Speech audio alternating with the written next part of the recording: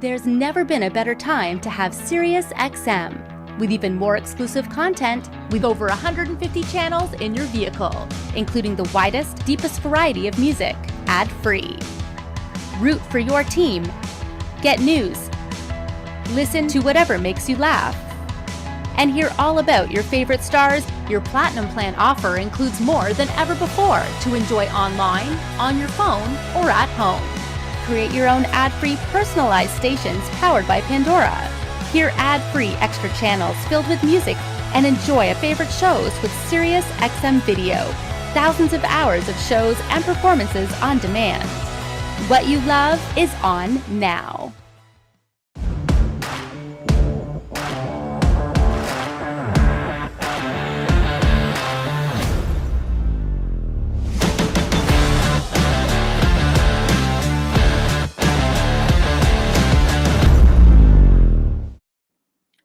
Serious car audio enthusiasts know the brand ARC Audio. With its lineage in the highest level competition arenas, this brand has certainly excelled and innovated into so many different categories, from subwoofers to high-end components, amplifiers, and of course DSP. ARC Audio is the complete line.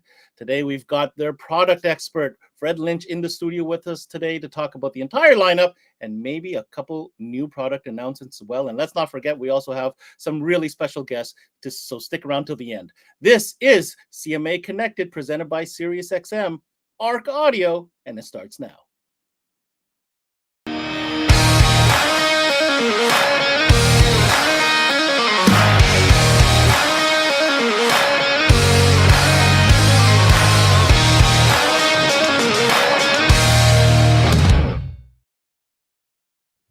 Hey guys, what's going on? And thanks for tuning in to another CMA Connected presented by SiriusXM.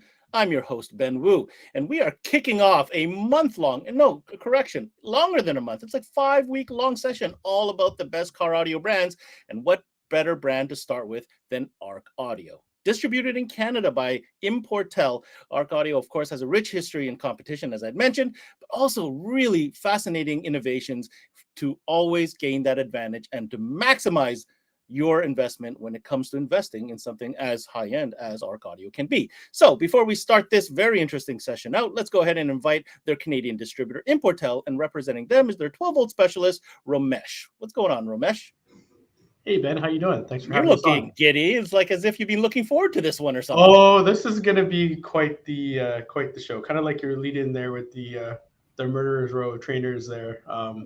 This is going to be quite exciting. This is good. I'm gonna be honest. I've been very intrigued myself putting this show together with you guys. You know, when we first sat down with you and with ARC, they're like, we want to do something a little bit different when it comes to connected. Yeah, car audio, it's great. We can talk about the product, but I think this show, the underlying theme will be perspectives. Absolutely. There is, from a product side, we can talk products, to we're blue in the face, and that's always interesting. Is what we do, and it's what the industry does, and we've done it for decades. But having the perspective of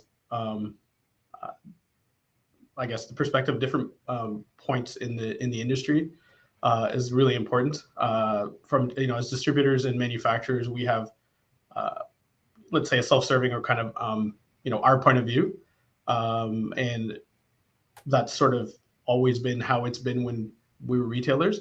This is going to be pretty interesting because we have a little bit different spin on what's typically, I think, done in these types of connected segments. Well, let's not forget, we definitely will talk about product because obviously this is where people tune in.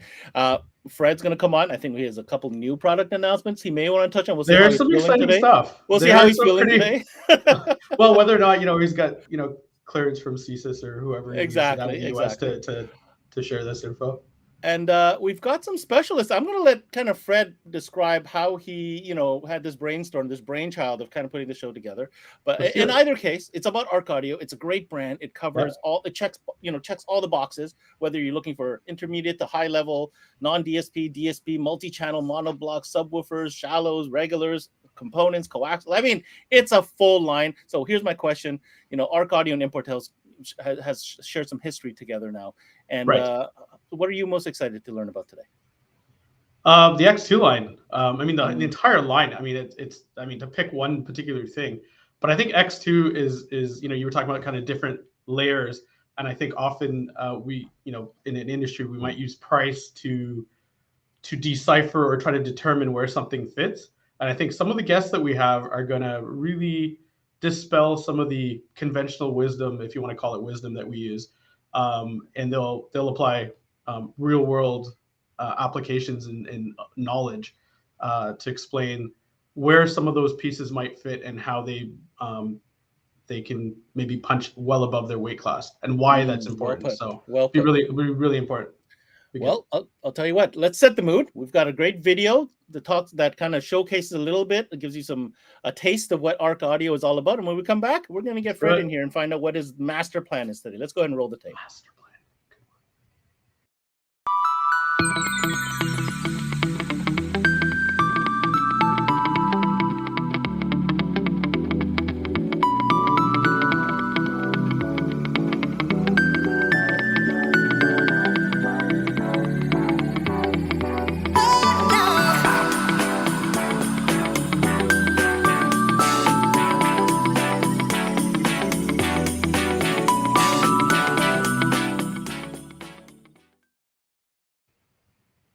ARC Audio,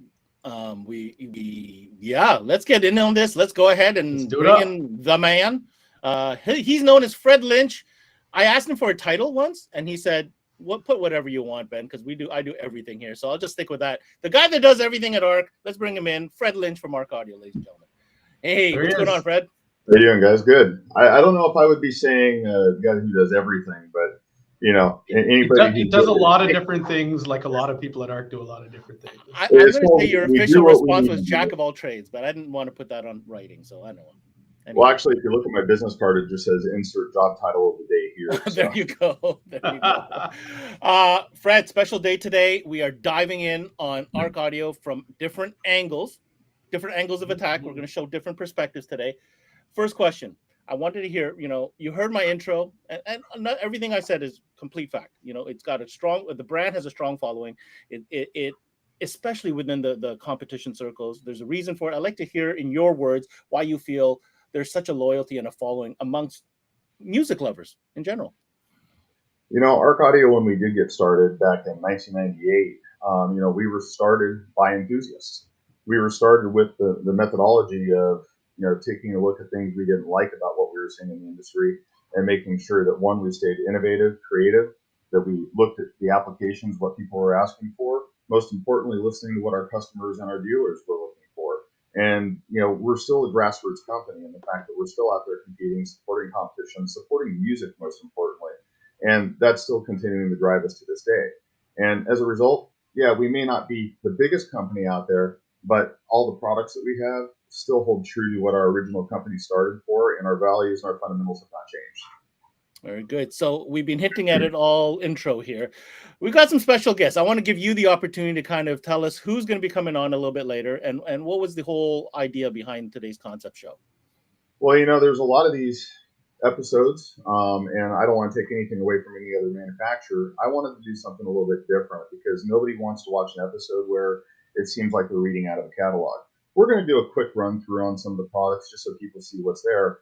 But I wanted to put more of a focus on third party.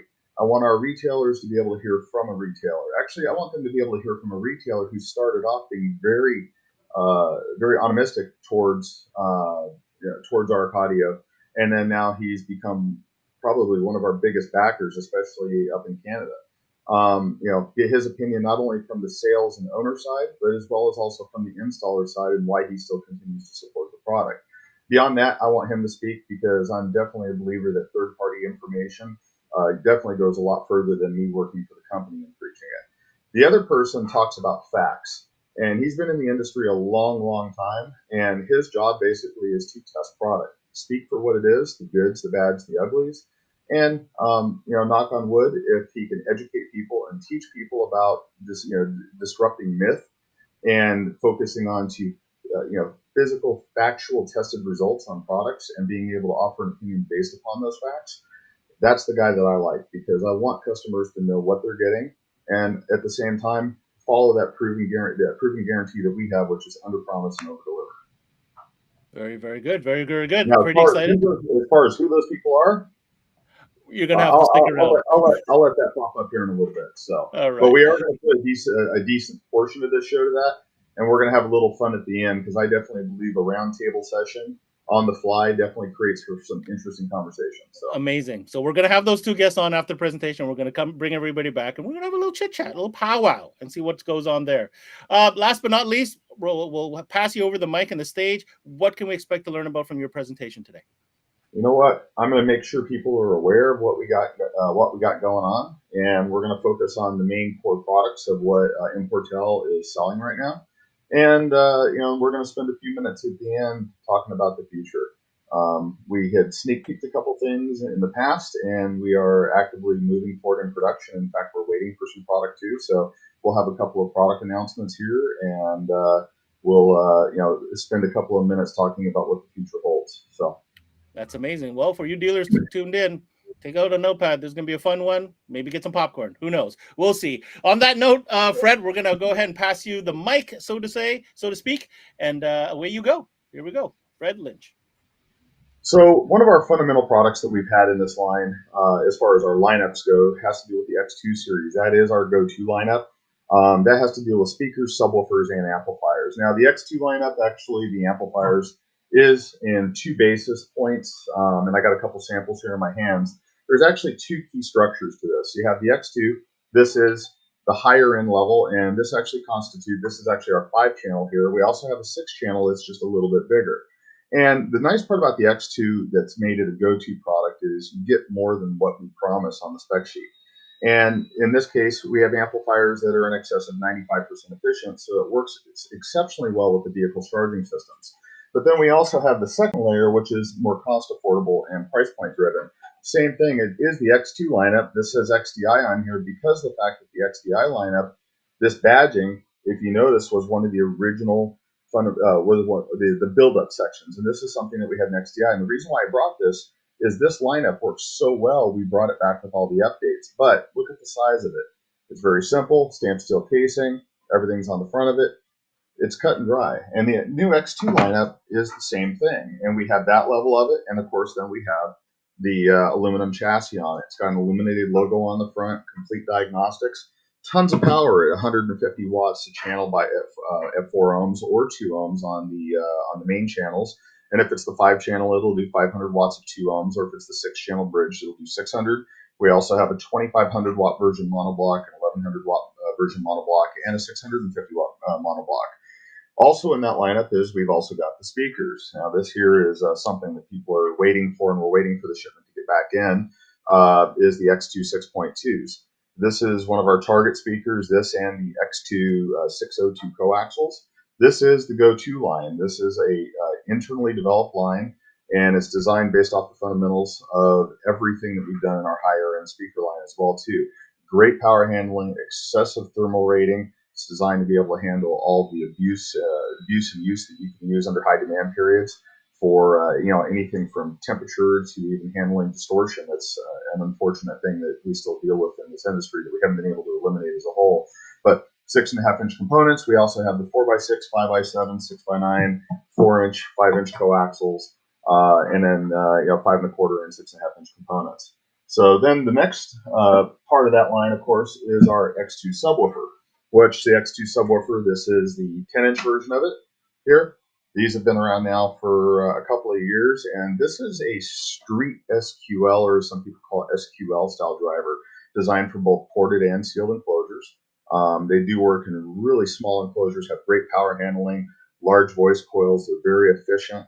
I could sit here and talk about specs, but who wants to hear about spec sheets on here, just what reality is? Put these things in the back of the vehicle, people love them, and the output on them is, most people are very surprised the fact that they say it sounds like they get a lot more than what they had originally thought of when it comes to these actual products. These lines are available in dual voice coil, dual 2 and dual 4 ohm configurations in the 10-inch and 12-inch. And this is something that Importel has a very good stock of. And we really don't see much of these back in the form of even warranty requests because of the fact of how reliable they've been and how durable they've been. But we've got a great following on these drivers here in the U.S. It's actually our #1 selling subwoofer. We also have a lot of great opportunities here in the future for some revisions and changes that we have coming. So also, yeah, in the speaker lineup, we also have our RS series, which is our high-end speaker line. This is actually kind of what started our new development for our speakers back in 2016 when we started this engineering project. And this was something that at our 20-year anniversary, we unveiled at CES for our 20th anniversary. Now, one thing that definitely makes ARC Audio a little bit unique, and it extends with our amplifiers, our speakers, and our subs, is that 100% of all of our products are generated, engineered, and innovatively created internally. We're not rebadging products from other companies, and we're not just simply going overseas saying, hey, that product looks cool, would you put our name on it? RS series was one of the big ones for us, going in and taking over 100% control of all of our speaker lines. In fact, this was actually one of my projects that I worked on for about 2 years before we released it. And the RS series line is co-engineered with a gentleman out of Denmark, and we do have these made elsewhere other than China. But this is the RS6. This is the high-end 6-inch driver. This is also available on a 4-inch and also a 3-inch. And then we also have the tweeter. And I mean, we've done little things. It's a tuning chamber tweeter. These things, these are the same drivers. Nothing special that beyond what we sell over the shelf in our competition team. So we use what we make. We're not sitting here doing custom built products. In this case, the 6-inch driver, it's 100% tool design. We own every part about it. We've designed this. We even have the notorious, everybody calls it the orange juicer. In one of the trainings overseas on there, they said, well, why did you do it that way? And I said, well, how many of you have kids? If you've got A pillars, how many of you go in and push it? I said, well, this is the child-proof dust cap. And literally it was something based off of making sure that it was something that people would remember. And it definitely has done it, because people like to crack jokes saying, hey, are we going to get a fresh cup of juice or something like that with your speakers? And I'll take that.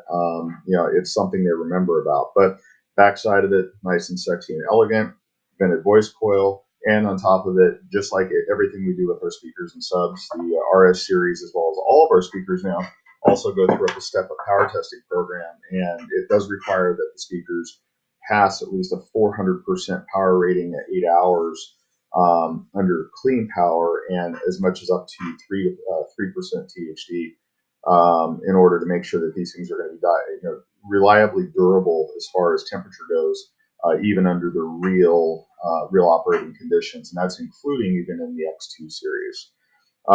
Also going into that lineup, we've got other lines within the speakers too, and I don't have all of them on the slides here, but if we go to the next one here, we've got a Moto series. So Moto series is our lineup for speakers for the motorcycle as well as outdoor environment. All of our stuff is treated for with environmental considerations, such as our amplifiers all have the proper coatings on the boards. Yes, we don't make them out of plastic. No, we're not rating them for waterproof reliability on there. We have a huge marine conglomerate of people that use it and follow with that product, simply because of how durable it is, even in high humidity and moisture environments. But when it comes to the Moto series, we have, as you see on the picture there, we have the 6.5-inch coaxial, as well as also horn driven for the guys that want it really, really loud.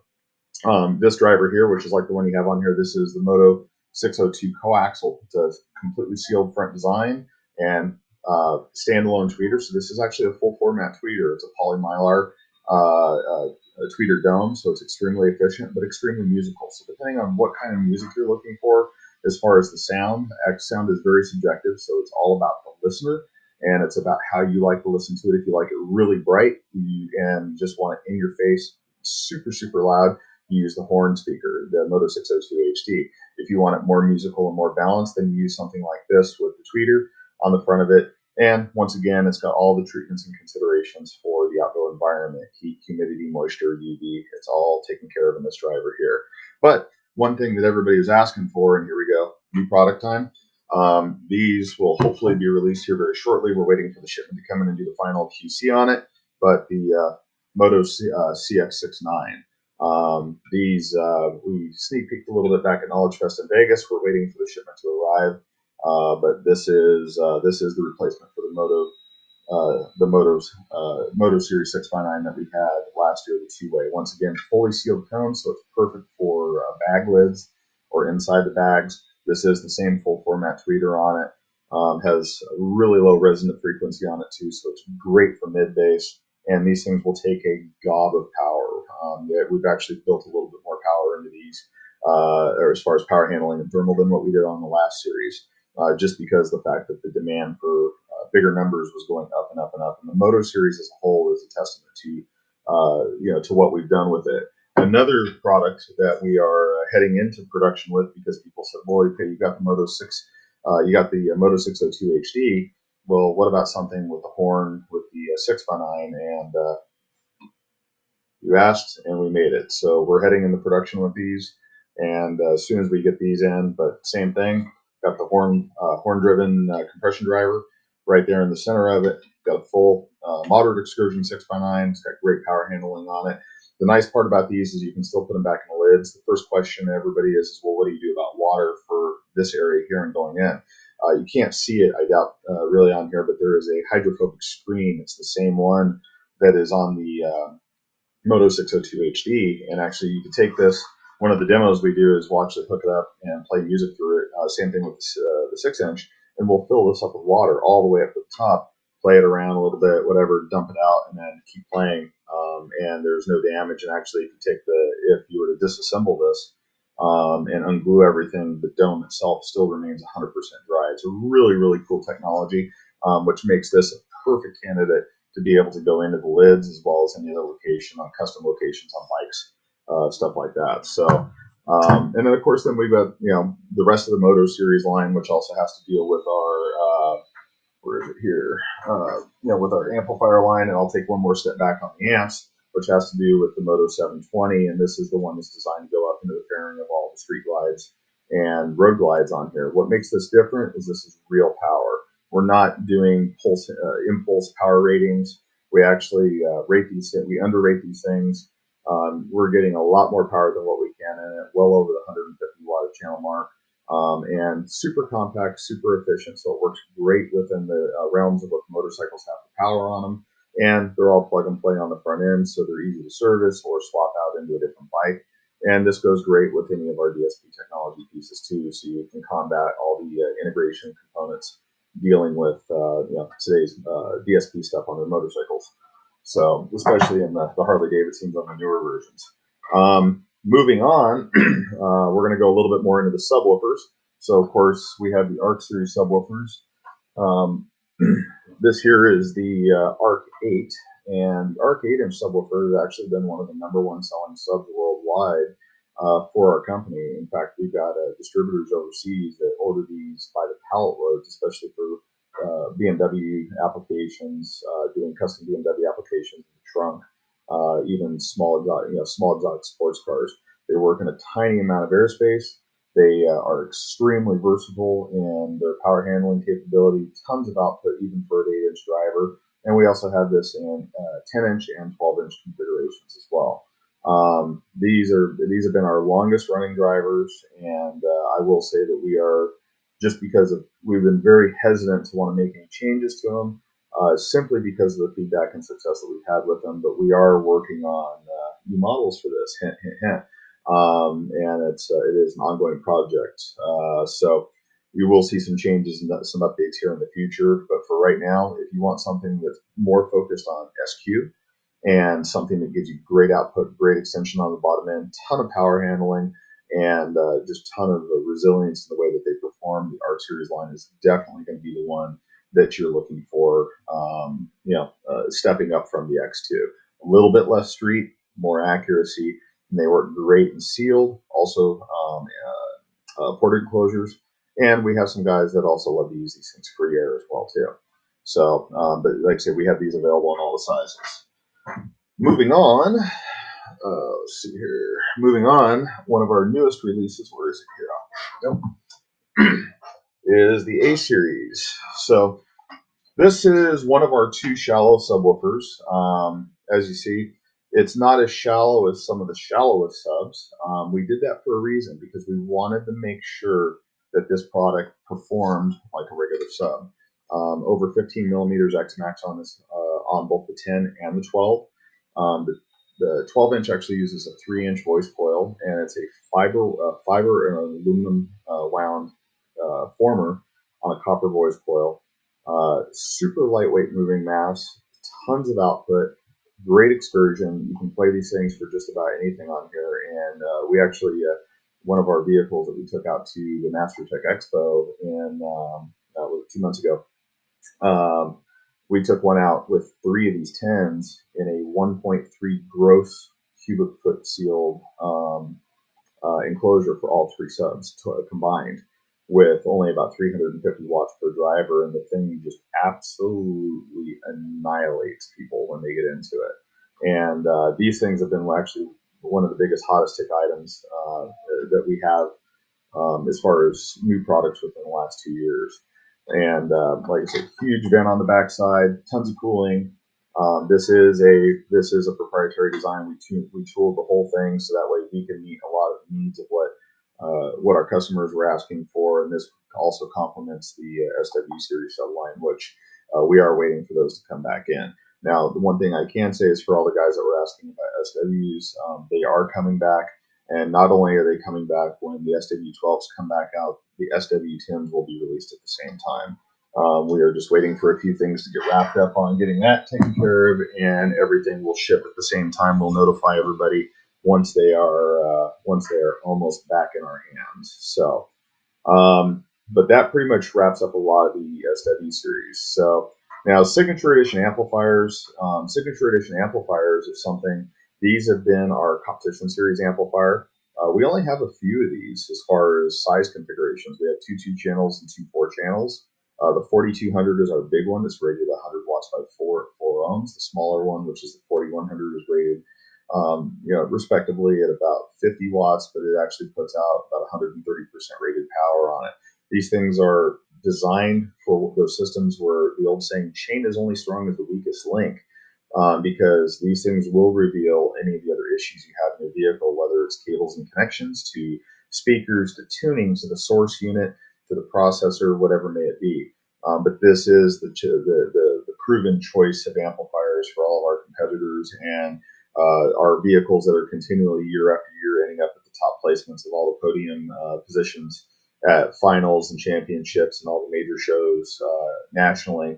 These are the amps that our guys are using. So moving forward, we also have the ARC series amplifiers. Now, one of the things about the ARC series amplifiers is this is a Class D amplifier, but it is unique. One of the things about Class D amplifiers that a lot of people are used to is, for many years, people would put a Class D amplifier into a car, and you could take one Class D amplifier, put it in 10 different cars, and say 6 or 7 of those cars, all of a sudden you have AM and FM mic'd out of it. Well, these amplifiers also have a modular DSP assembly that can go into them. And that modular DSP assembly, even if you don't have the DSP in, there's still a USB connection on the analog amplifier. And that's because you can hook up the computer and you can actually adjust the switching supply frequency for the amplifier, so that way it actually takes that switching frequency and moves it out of the affected area that could be wiping out your AM and FM reception in the vehicle. And I know you say, who uses AM or FM? There's a lot of people that still do. It can also help change that frequency that could be affecting other things, dealing with other electronics in the vehicle. But like I said, in this case here, this is the ARC 1000.6 that I've got in my hands here right now. Looks kind of like almost like a valve cover, which is almost what the inspiration was. The logo itself is all RGB controlled, so actually if you hook up the software, you can change all the lighting to any color that you want to match your vehicle's OEM electronics. And this one here actually has all of the IPS 8.8 DSP built into it. So here's all your channels right here. Here's all the connections across the bottom of it. These are even Maestro compatible. So if you're using it with the DSP, you can use the Maestro AR piece and actually plug in and have full OEM compatibility control. We also have a Wi-Fi card that you can get as an accessory and actually do wireless adjustments of the DSP using your laptop or other Wi-Fi enabled device. We have multiple controllers. We have the LR1 as well as also the PSE, which is the full function controller, which gives you full control of everything from equalization, crossover, signal delay, output trim, phase. It's all in there. Then we also have a Bluetooth port for our BTD module, which is our high-resolution Bluetooth dongle, which can also be used as a standalone device or as a incorporated incorporated Bluetooth piece, which goes digital in at this point. This also is the port if you're using the IR and you're using the IR digital input cable adapter.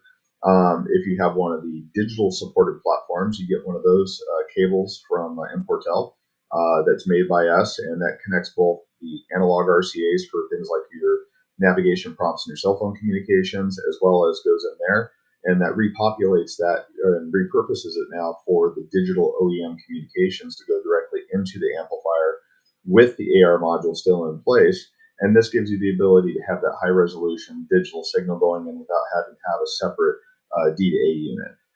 In this case here, like I said, this has got the DSP on the front end of it. So you've got all these inputs right in here. And then you still have two more outputs out here. So if you want to run a second amplifier for, say, standalone subwoofer, this is still all DSP controlled. And the way that you change this out is, like I say, the picture you saw came with the analog. This has the digital. You just simply take out these screws right here around the outside, and this whole module comes out.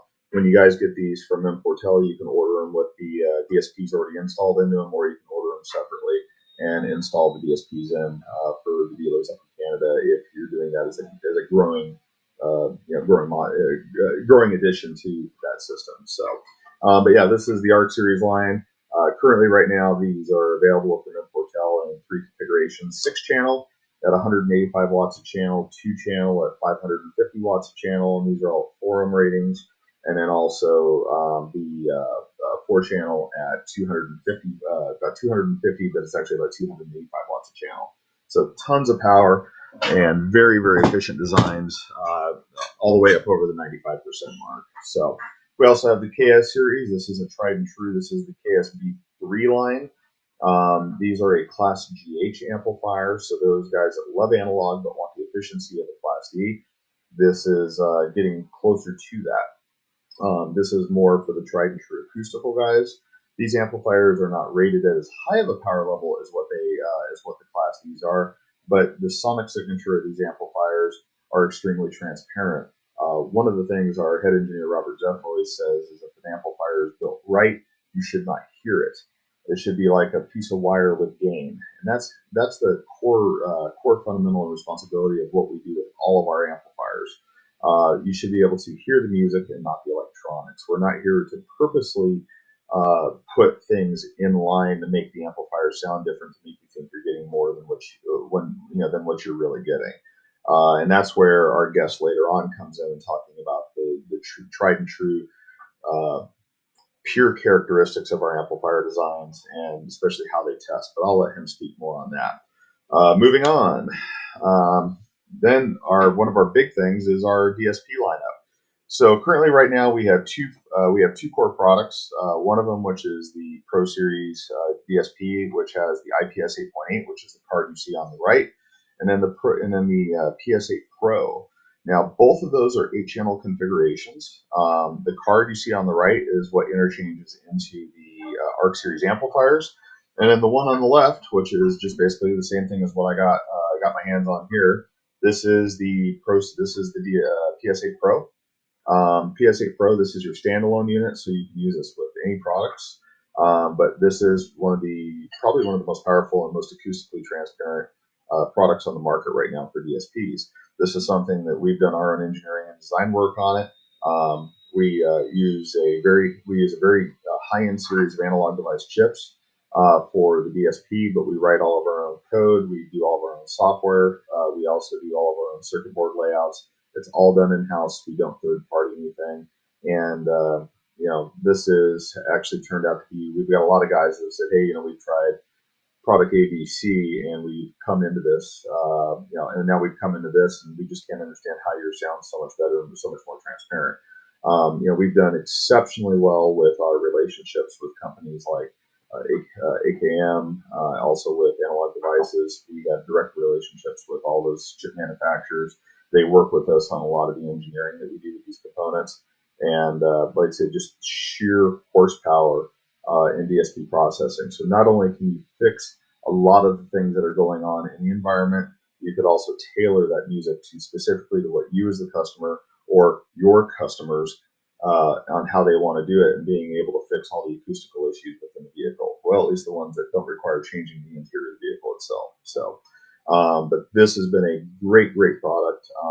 And one of the things that we've kind of let the cat out of the bag, and I think that was back in Knowledge Fest, is we're getting ready to slowly but surely here start releasing a whole series of products that are going to be based around a 12-channel chip or 12-channel chips. So you will see the integrated DSP amplifiers with 12 channels. You'll see a standalone 12-channel. And the best part is these are all linkable too. So especially if you are using OEM integration and you're doing a system that is more than just 8 channels, so you have 8, 16, or if you're going to use the 12-channel, 12, 24, like some of the new Cadillacs or some of the new GMs, if it's AR compatible, we are the only manufacturer that our DSP technology allows you to link DSPs together, even on an OEM platform, so you can run multiple ARs and actually be able to have as many channels as you need, all OEM controlled as well. And that's something that's very unique to us. But outside of that, that is a quick run through in a nutshell of the current product lines, other than a couple of little sneak peeks we got. Well, I'll tell you what, Fred, that was first of all, thank you. Very concise and great examples. But I'm not going to let you go that easily. You promised that there might, well, hold on. I digress. You did show the 6.5 and the 6x9 speakers in the Moto lineup. Did you have anything else you wanted to talk about? So one of our big items that was in our DSP amplifier line that everybody's gotten used to has been the PS850. And that was a amplifier that's it's about like this big, about that 8-channel, 50 watt 8 per channels. channel. We rated it at 50 watts, and I'll actually let our guest speak a little bit on that one too later, because we only promised 50 watts and we delivered a lot more than that. But it's got the same DSP in it as our Pro Series DSP. But of course, everybody's like, dude, this is awesome, but we want more, but we don't want things to get bigger. Well, one of the things that we showcased, and this is something we are stepping into with production, is this guy here. This is called the Blackbird, and the Blackbird is the same exact chassis size as the PS850, but the power rating is going to be basically near almost triple the rating of what actually it's going to be about. It's going to be just about at 4 ohms. It'll be triple the rated power of what the PS850 was. But this is based off of a 12-channel platform, so you've got 8 channels of output that are all plug and play right there. You still have all the DSP controls, AXP, AR. You have AR compatibility for multi-linking. Everything's through here, but you also have 4 dedicated output channels that you can use to run to other amplifiers. So whether it's sub amplifiers, more channels, whatever you need to be, this is everything you need in one shot on here. And I mean, if you think about, like I say, here's the 6.5-inch speaker, and you can kind of get an idea. I probably should have brought out like a dollar bill, but I mean, this thing's tiny for the amount of power, and it's well over 90%. Did you say? Sorry to cut you off, Fred. Did you say 3 times the power of the previous 850? So the previous 850 was only rated at 50 watts, and this thing here alone will do basically over 1,000 watts of power combined. So that is like a really sweet setup for active all around, and then put a mono to that for the sub, right? Yeah, but then there was one more thing that people wanted, and that was, well, okay, it's cool that you got this small little amplifier, but now we got to run this big ass whatever, excuse my French, but big amplifier for the subwoofer amplifiers. And other than that, they got to run some little compact Class D whatever that they got to get from some other company or whatever that's super small and misrated and everything. So we're also coming out with the Nighthawk. So the Nighthawk is a dedicated sub amplifier, no DSP, 2 channels of input into it, all the fusing and everything, 4 gauge inputs, heavy gauge speaker outputs for speaker wires on here, and like I say, dedicated to run the sub, so you can run technically 2 of these if you want off of those dedicated outputs on the other one using that 12-channel DSP platform. And like I say, even the software is going to be getting some revisions on the DSP portion. But I mean, here is that the same chassis? It is the same chassis. same chassis, same cosmetics, It is. same everything. But like I say, they're small, powerful, they're efficient. They handle. What was the power on that bad boy? We're rating it at 800 watts. It'll put up more than that. Nice little combo, Mr. Lynch. I like that very much so. Thank you so much for doing the presentation. Listen, we're going to give you a chance to take a breather and have a sip of water. In the meantime, we've got another video we want to play for those who are tuned in. And when we come back, I'm going to talk to a couple special guests. So don't you go away. Here we go. Yep.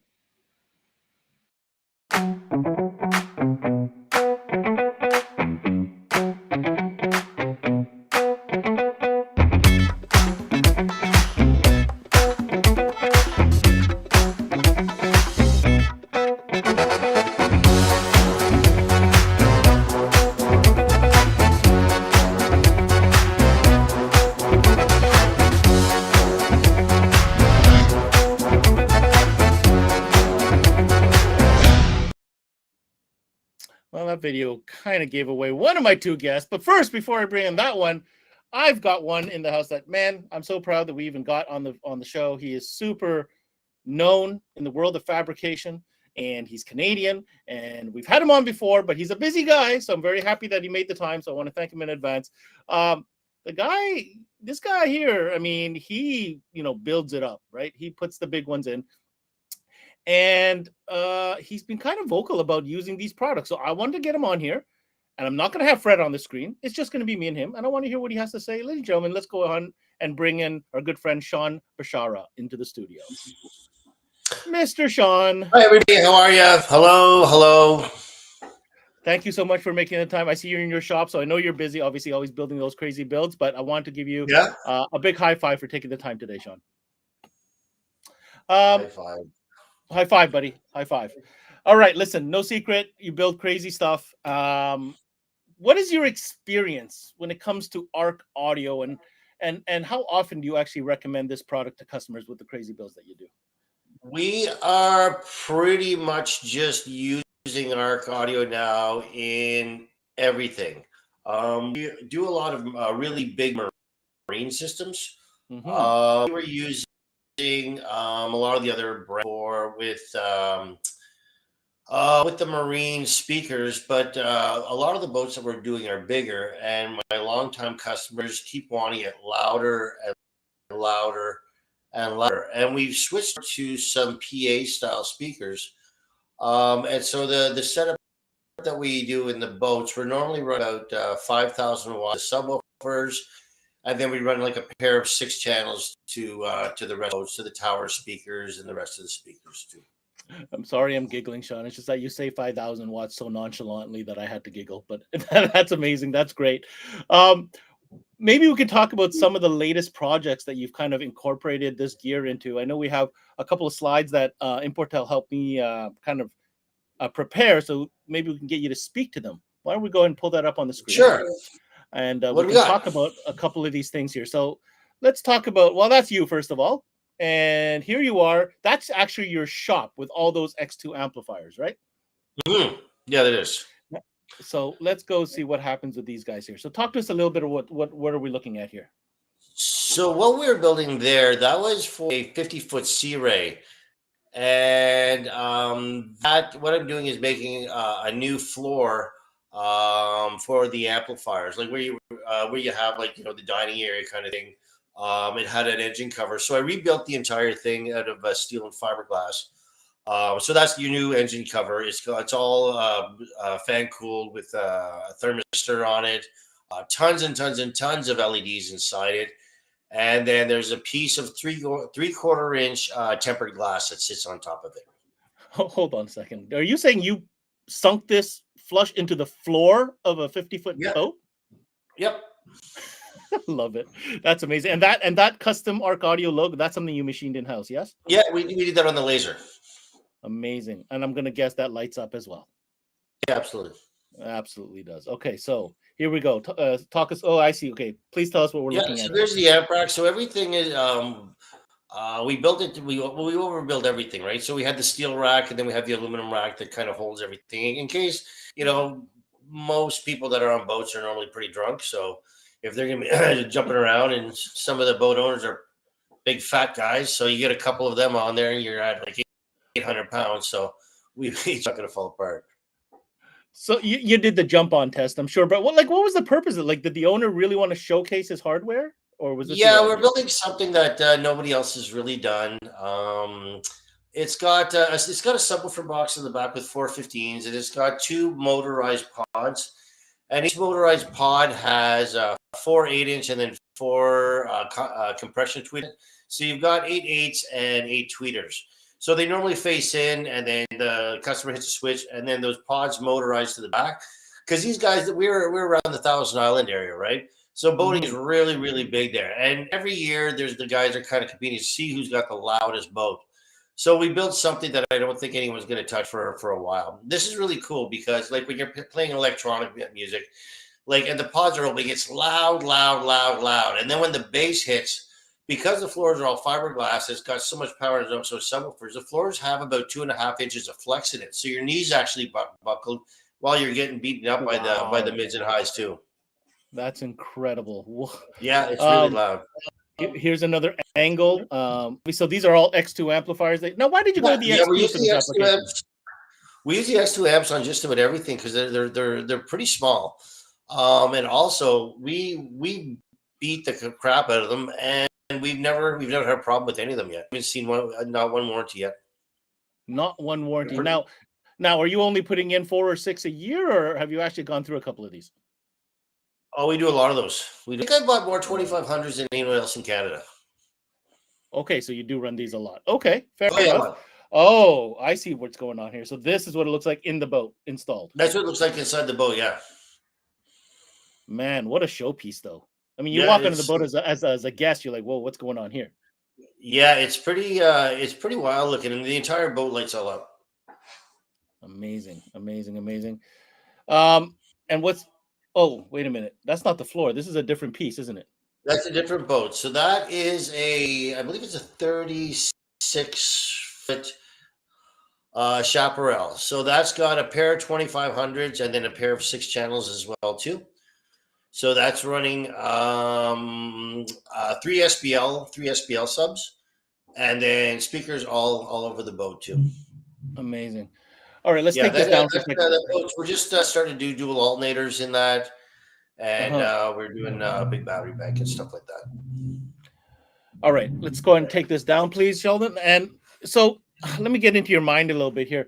What I'm trying to extract is, somebody who builds the type of stuff that you build, obviously you can choose anything you want to put in or suggest to your customers. I want to hear a little bit about why you have so much confidence in these products. Well, I started about 3 or 4 years ago, and Dave was always like, "Hey, man, try it out. You'll like it." I'm like, "Oh, I've got this other stuff is good." So I think the FRED was like the DSP app, and it was like, holy wow, like that's a really, really incredible sounding piece, and it was super easy to tune, which I like because that would make it a lot of money. So we blasted through that, and then after that, I'm like, well, let's try some more stuff. And a lot of my customers, like I've been doing a lot of these guys' cars for 25 or 30 years. So they're like, okay, I don't want a big stereo. I don't want a big stereo. And then next thing you know, they're like, yeah, we need a big stereo. They keep upgrading. And the 2500s are nice because they're fairly small. And we'll put like some really big 10s in boats kind of thing. And they hammer. Like tons of jam. Gobs. Tons and tons. Yeah. Okay. Yeah, the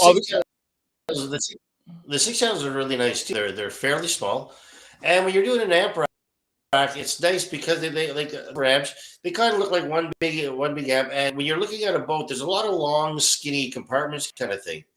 So these amps, interesting. Run them all up, and they look like they belong there. Interesting perspective. Okay, yeah, I can see what you mean from an application standpoint. And as far as tuning and the impressions that the customers have once it's all installed, of course. Yeah, customers, they normally freak out. They're um, they're overwhelmed. Gobsmacked? They're overwhelmed. They're That much general. overwhelmed. Yeah, yeah. Now, are they overwhelmed with the performance of the gear or just the quality of the craftsmanship? Well, Sean, you be know honest what? with me. The thing about it is like have such good relationships with their customers. Mhm. Like we spend a lot of time on their boats with them. And you get to know them and their families, kind of thing. And as well, you get to know all the other families at the marina too, right? So when sometimes I have people waiting around for the boat to finally get turned on with stereo and stuff like that. Because the boating community, like they're one big community. Like some of these people don't have cottage; they just use their boat as their cottage kind of thing. So if there's something happening at the marina. There's over 100 boats there, kind of thing. Everybody's going to be there waiting for it to happen, and when you turn it on, they're normally pretty impressed.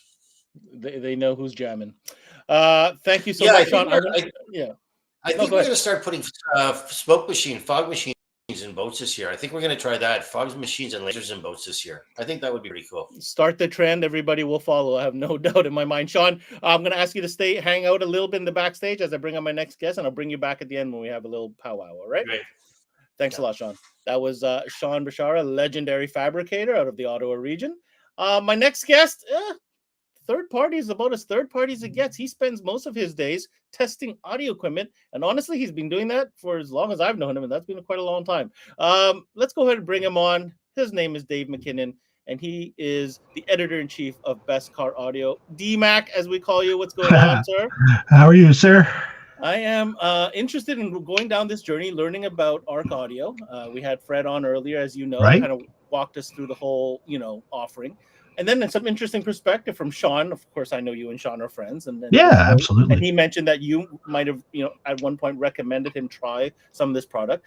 My angle with having you on today, Dave, was a little bit different. And what I wanted to kind of extract from you is your specialty. And your specialty is what exactly? Why don't you define that for us? So, as editor-in-chief of bestcaraudio.com, basically I'm in charge of about developing 99.5% of the content.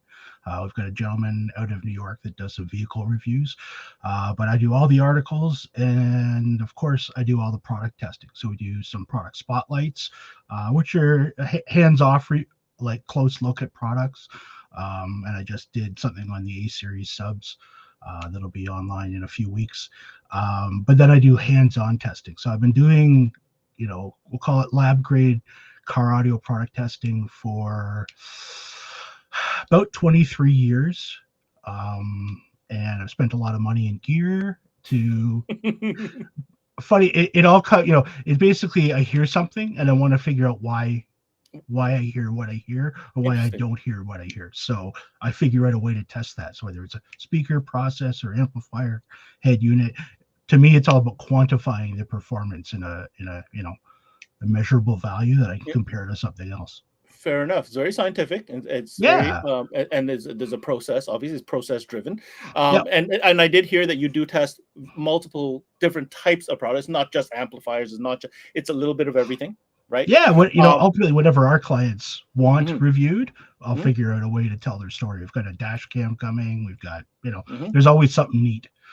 Fair enough. Now, would you agree with me if I said, Dave has tested a multitude of different products from different brands at different price points? Is that a fair statement? Yeah. Okay. Yeah. I think I've got published reviews. It's probably just under 500. Okay, that's a fair amount, Dave. Yeah, and there's lots that aren't published that you work, direct for clients. Sure. And then just out of curiosity, I'll borrow stuff and test it, just so that I, can give an opinion on it that isn't, it's not swayed by marketing stories. Not skewed, nothing. It just is what it is, and that's the nice thing about testing stuff. Yeah, and that's what I'm counting on you on, because the next question is going to justify why I wanted you here today. Sure. Fred talks a big game. That's why I specifically wanted to talk to you and not have Fred on the screen with me. So I wanted somebody third party to kind of drill up on that I know I can trust, because I've known you a long time as well. So let's talk about brand overall, ARC. You've tested different products within the range, speakers, subs, amps. But how would you best describe their performance on the test bench overall as a brand? So I was looking up the numbers. I first saw our products and I've got it right there, 2004, and I'd seen the company at CES. I knew nothing about them, but that's kind of good. So the first amp showed up, and I measured it and tested it, and it was, it did well, and it was cool, and I was happy. In 2006, they sent me one of their SE amplifiers, the SE 4200, and same thing. Went through the process, and then when I listened to it, it was unlike anything else I'd heard. There was this transparency, clarity, control that I hadn't, I couldn't quantify in numbers. Like, it wasn't just power, because at low volume levels, it sounded better. So that's when the money started flowing, the audio analyzers at the time. Just to be clear, when you say money started flowing, meaning buying more test equipment. Buying more test equipment, yeah, Gotcha. absolutely, Okay. absolutely. To tell the story, I mean, you can guess at some stuff, but if you want to be credible, you got to measure it. So being able to measure frequency response, distortion, signal to noise ratio, intermodulation distortion, all these things that translate back into the sound of a product. That's kind of what started it. So if I'm not mistaken, we do have an image to kind of show the type of stuff you said. Let's go ahead and bring that up if you don't mind, Sheldon. That'd be it's just an idea of the type of stuff that you actually go through as far as so that's it's a test on our website of the ARC 1000.4 DSP.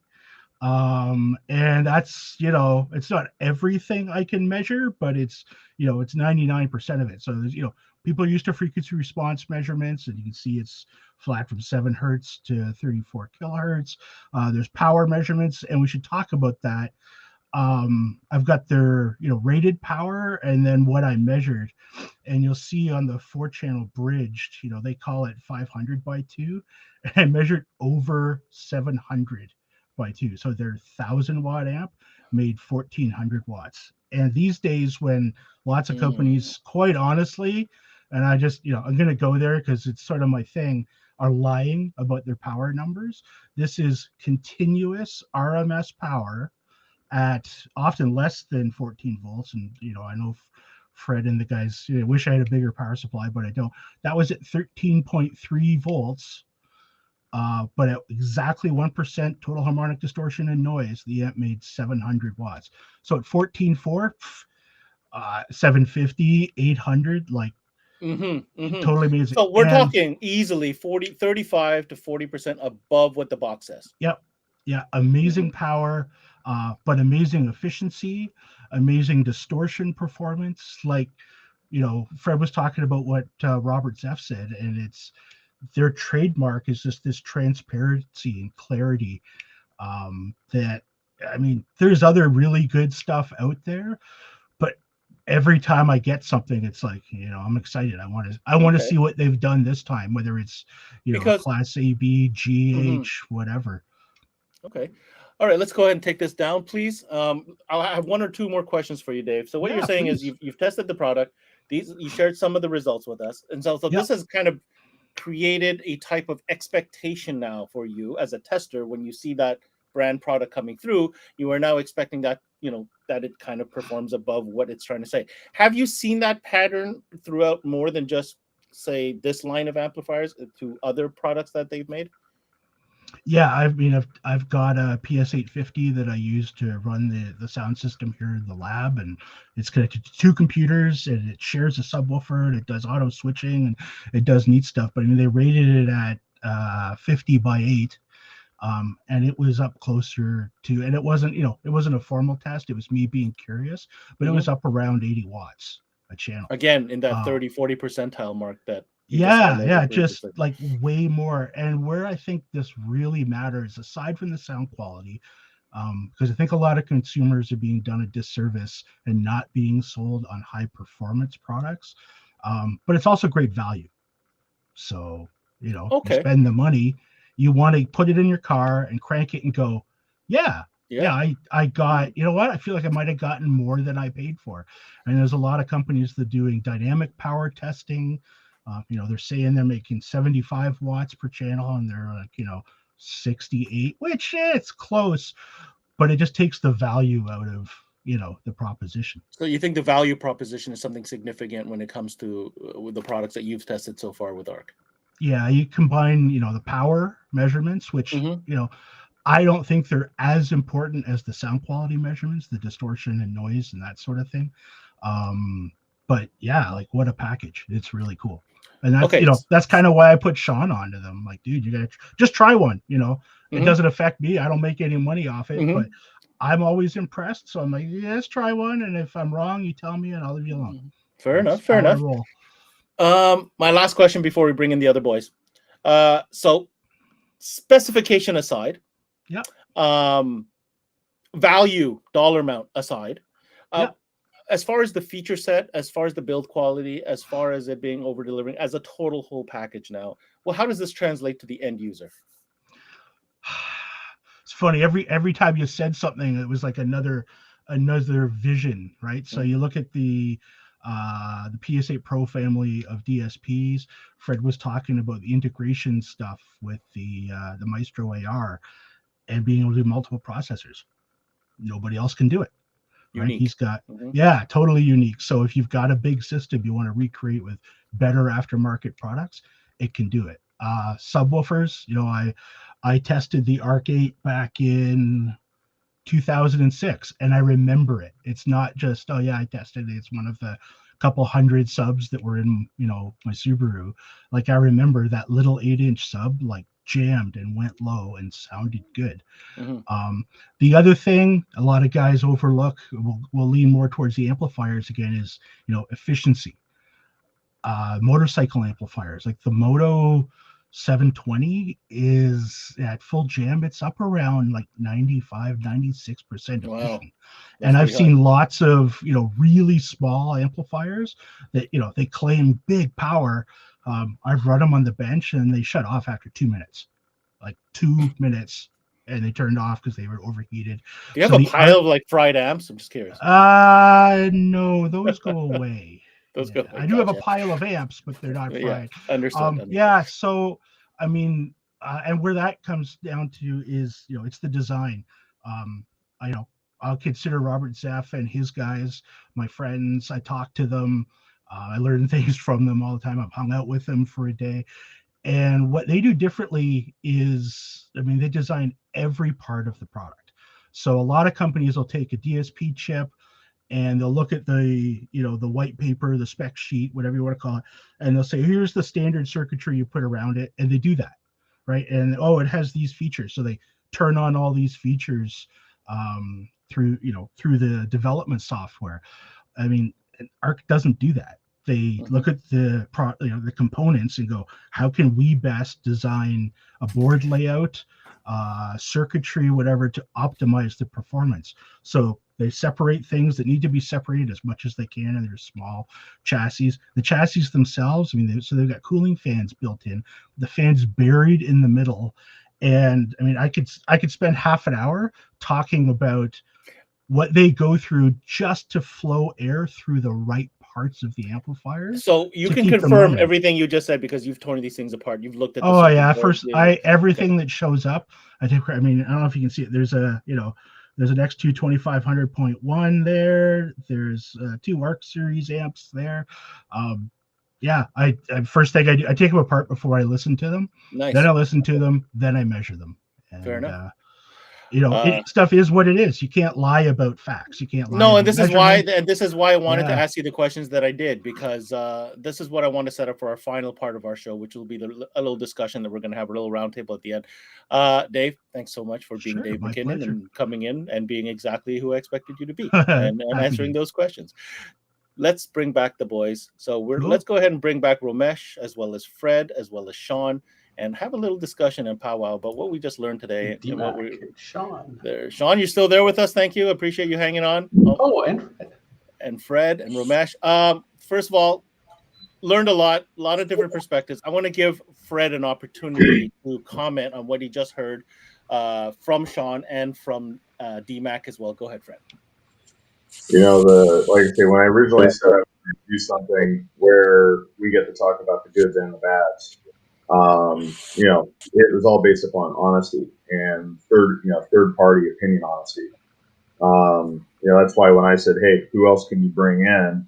Yeah, I'm kind of glad you guys picked these guys because, you know, they've definitely both built reputations for themselves. So it's definitely nice to hear the feedback that, you know, from a dealer level, from the sales end of it, from the owner aspect of it, from the installer aspect of it, most importantly from the customer aspect of it. You know, to be able to hear that information from Sean, and at the same time to be able to, you know, hear that we're still following true to our morals and our guidelines on how we plan these products and how we develop them. From, you know, dating back when Dave got his first products versus you know, where we are right now. You know, staying true to that is probably the biggest value for our customers, and making sure that we don't deviate from that just to affect numbers is still going to stay as one of the most important values to this company. So I would say, at least what I heard, I got no complaints whatsoever on there, and I'll take that all day long. Sounds good. Ramesh, how about you? Anything to add, or any comments that they made that you want to comment on? I had a couple of notes here. I noted, I mean, it seems like Sean and Dave both really spoke to the, you know, transparency using different wording, but effectively the same thing. And it really comes down to the design of the product and the engineering of the product, right? And that I think that really is something that you can't fake it till you make it. Either it's there or it's not, right? So. Mm-hmm. And I'm that sure was really interesting. that probably translates a lot to why Importel has had the success it's had with ARC. So, Sean, I want you to comment now on anything that you heard that Dave had said. Does anything he said surprises you? Because I don't know if you tried all the ARC product, but it sounds like Dave has actually tested it. Yeah, you know what I like? I've always liked Robert Zeff's product, and it's always had that really hard bottom end. That like we used to do a lot of that stuff back in the 90s. So the first bigger amp That's all you did back in the 90s. You didn't do anything else back in the 90s other than Robert Zeff amps. No, we got partying back in the 90s. A lot of partying in the 90s, yeah. You were there, Ben. I know. Oh yeah. But yeah, as you were saying, you like the, you know, the Robert. Look at the Asian guys blushing. Hashtag that works. Yeah. But yeah, it's got that really nice bottom end kind of thing that's really familiar. But it's a really good sounding amplifier too. Very, very good. DMAC, I didn't give you an opportunity to comment on the new product that Mr. Lynch is talking about here, both in the Blackbird and the Nighthawk. You're very familiar with the whole lineup. How do you feel about those two new products coming into the mix? Totally cool. Totally cool to see a little bit more power. Well, a lot more power on the DSP amp and some more channels. Channels has become, you know, when DSP became popular in car audio, yeah, 6 or 8 channels was sort of enough for, you know, big system. And now you need a lot more. So thank you. Stop teasing. So yeah. So having some more would be really nice. So you can do a 3-way front stage, rear speakers, and a couple subs. One thing that again, there's so many aspects you can talk about, but I mean, there's software, their DSP configuration software. A lot of guys cram stuff onto a single page, and sometimes you have to adjust, you know, EQ with your mouse or on a tablet with. It's super simple to use. You go in, you set up your input levels. You go in, you set up your crossovers. You don't need to mess with that stuff to tune a car. Right, you set it, configure it for what, you know, for the parameters of the speakers and the locations you've got them. If you see something you got to change, fine, change it. But then you can go through and set the EQs and delays. And I've seen Fred do it, but I've done it myself in my car. Is you can actually, you know, you can put your hands on the arrow keys and just move back and forth and tweak up and down for that last little bit of tuning where, okay, I want just a little bit more highs or a little bit more warmth in the mid bass, or, you know, something like Dave, that. And I think there's 2 points to that though. And I think you know, the way that I describe it to like a lot of our competitors is the arrow keys are definitely critical, because close your eyes, if you know where the 4 arrow keys are and you know where you are on the software when it comes to EQ, it puts the power of tuning back in your ears versus only what your eyes see. And that's something that, you know, the one reason why we made sure that was a huge integration point on the way we developed the software, was because there's a lot of tuning software out there where you are stuck with, okay, where is my mouse cursor and where is my other finger and where are my eyes looking on the software? So the problem is you get that psychological aspect of things where just because you see a slider move, you have to be hearing something different. But sometimes you're not. Right. Fair enough. Absolutely. Fair enough. Fred, you saw those crazy install pics. If you follow Sean on Facebook, he does a lot of crazy stuff like that. I'd like to hear your comments on using your X2 line of things the way that he does, and to the capacity that Sean does. You know, the X2 line is designed to be versatile, whether it's a sound quality setup. I mean, we have guys competing with X2 in the sound quality arena, and they're winning. They're winning consistently. We have guys like Sean using it in boats and marines, different vehicles, truck applications. It's designed to be extremely versatile, and so seeing Sean use it, as well as seeing him use as much of it as he uses in a single install, is very consistent with what some of our dealers do. We have a dealer over in the Bay Area. He did some RV, and I think it was like 12 of the 6 channels or something like that he had in there, Wow. running other stuff. And then he'd done some stuff with Sean's like, challenge accepted. Pictures are never happened. Sean's like, pictures are never happened. Yeah. Sean's like, 12? Oh, here, hold my drink. Yeah. Hold my drink. But, like I say, it's a solid design. And everything from the speakers to the subs to the amplifiers, you can put them in, and I mean, it's little things like even the display on the amplifier. I can't tell you how many years before I started doing this and I was working an install day, I would cringe because it's like, all right, well, I know how I want to lay the amplifiers out because it's easiest to do wiring, but now I got logos printed on the face of an amplifier that's telling me, well, if I don't care how the system looks how it's installed, the little details, you have to do it. I mean, ours, we don't have anything. I mean, it's, here it is. And you can just take this little badge and you can rotate it whichever direction you want. So that way the logo is always oriented based upon how you're doing the installation.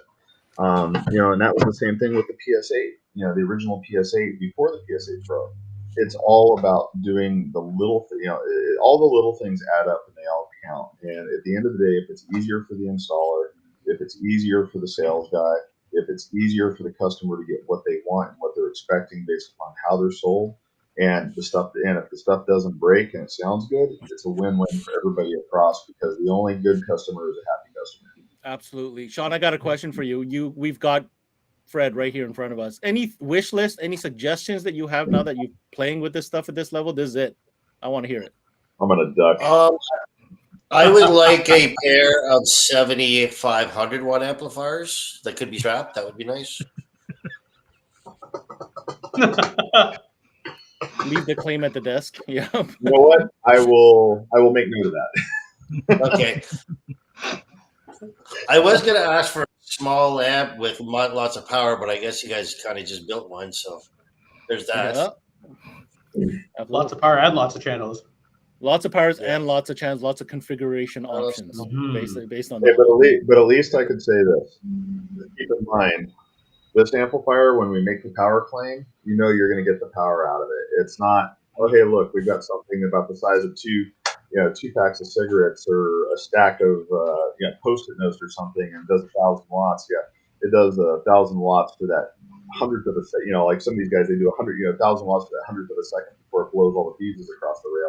So, guys, I know we spent a lot of time on the power stuff. I think that message is loud and clear. No pun intended. Well, pun intended.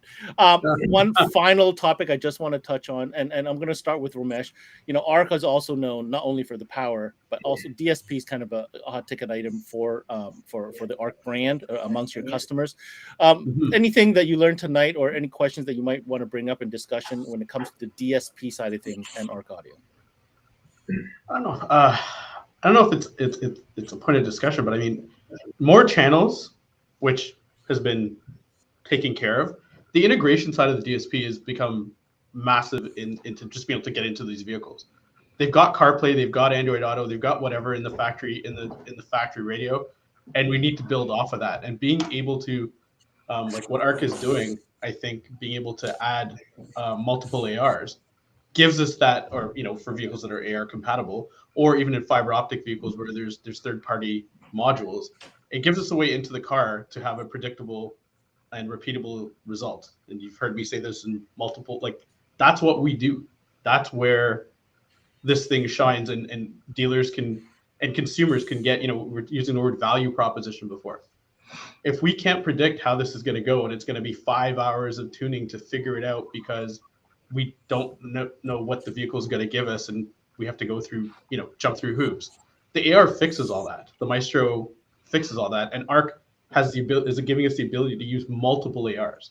So I don't know if that's more of a question. No, but it's a unique. It's a pointing out of a unique feature that ARC provides. But it's a day-to-day feature, right? And this is where there's like almost a disconnect in parts of our dealer network, and the consumer does, may not even know that this exists. But when someone comes in with a F-150 or a GMC Sierra, it could be A to B type technology in the factory system. It could be most 150.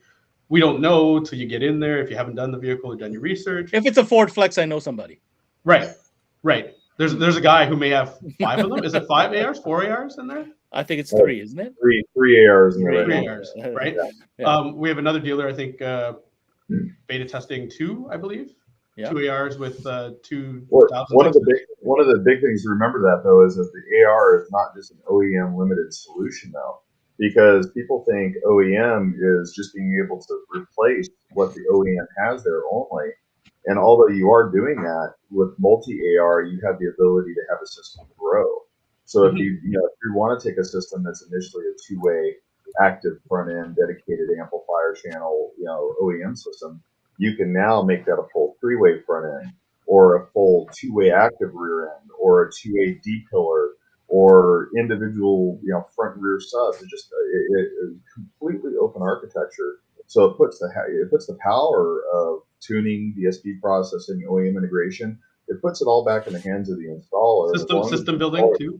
Yeah, and system building. And I mean, as long as the installer and the sales guys are creative and they have the knowledge to be able to go and do it, we're just basically standing back. We're not putting engineers in the middle of dreams, and we're letting the installers and the sales You're guys. Empowering the creative aspect back into the installer. Yeah. Dave, I'd like for you to chime in on this topic before before we close and up. it's funny, we're talking about flexibility. One thing that I've always loved about the PS8 and the PS8 Pro software is that you can do anything, right? You can send any amount of any signal from any input channel to any output channel. And so, when we only had 8 channels, you could do 3-way front stage. You could use, channel 7 for rear fill in mono, and you could use channel 8 for subwoofer. So just this open, flexible architecture. You could link EQ, you could not link EQ, you could kind of just do whatever you want. So that's always been another great, call it problem solver tool.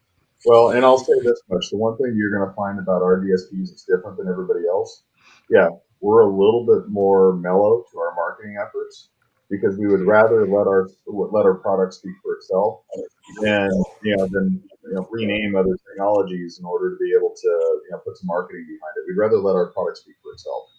Fair enough. Sean, I'm going to anchor this with you. Just anything to add to this DSP conversation when it comes to ARC Audio? No, I think I like them. They work really well for us. That's all you needed, Fred. That was the testimonial right there of the day. Nope, I like them. Don't need to change it. Just keep them coming. On that note, gentlemen, I want to take this opportunity to thank you for taking the time today. Of course, it's never easy getting our schedules lined up, but I think this one was Sean and Dave, we really appreciate you guys taking the time out of your days to come out and help us out. And maybe we'll do this again, perhaps. Maybe we'll do this again. Sean, thank you very much. I'll talk to you soon, sir. You too, D-Max. Take care. Blowing up amps and testing and proving people wrong. Love it. Take care, guys. Thank you, guys. And for you, Fred, dude, I hope this turned out the way you want it. I think you covered what we wanted to check, all the boxes. And very exciting news on both the new Blackbird and the Nighthawk units, as well as the 6x9 and 6.5 units coming out as well. Mm-hmm. And I think you've given dealers more than enough to look forward to, and pretty much touch base on everything we need to do. I'm sure some dealers are just activated and have to listen to me talk for an hour. So there is an underground fan club that you may or may not be aware of. But anyhow, is he allowed in that site or? No, he's not. That's the whole thing about it. Yeah. So, Okay. Fred, thank you so much, sir. We'll talk to you in the next one. See you guys. Fred, thanks Take a care. lot. Appreciate it. So, Ramesh, we did it. We had everybody on. You've heard the different perspectives. I hope you use this to send to your customers so that they can understand, the different. Oh yeah, this will perspectives. be, there'll be all these little timestamps on. Hey, watch this part. Watch. Yeah. Yeah. There's the graphics, of course. If you don't know already, if you're looking for ARC audio product and you happen to be in Canada, make sure you get a hold of Ramesh and his team at Importel. They are the Canadian distributor. Last message. Call your rep. Call your rep. They have a couple of those. Email. Smoke signal. Ramesh, I'll give it to you. Last message for dealers who sat through this and definitely learned something. If you haven't tried ARC, you need to just try it. I mean, I'm not like, I can sit here and say all kinds of flowery things about ARC. We know it works. We know the stuff goes out. It stays out. It's bomb proof, but everybody can say that. Try it. Listen to it. If you listen to it, then your customers will have an opportunity to listen to it, and that'll sell it. Very good. And if you don't believe Ramesh, maybe you listen to the other guys we had on today. They all had pretty valid arguments. So on that note, Mr. Ramesh, thank you for joining us today, man. We'll look forward to the next one. Thanks, Ben. Appreciate it. Take care. All right. Bye-bye. There you have it, guys. That was CMA Connected, all about ARC audio. That was a fun one. Want to remind you, though, continue tuning into CMA Networks. This is just the beginning. We've got a whole slew of car audio content coming at you hard over the next few weeks, right through to Wednesday, June 15th. Every car audio brand coming into the studio one-on-one. And definitely stay tuned for that. I also want to make sure you check out our newly redesigned website. I know I say it all the time, but it's important. CMAnetworks.com. Hundreds of videos to choose from. You can search by category, search by brand, or search by your favorite trainer. Check out my man Fred. He's got his own profile on our website. See all the videos that we've done with Fred Lynch from ARC. That's it. This is CMA Connected, presented by SiriusXM. I'm your host, Ben Wu. Until next time, we connect.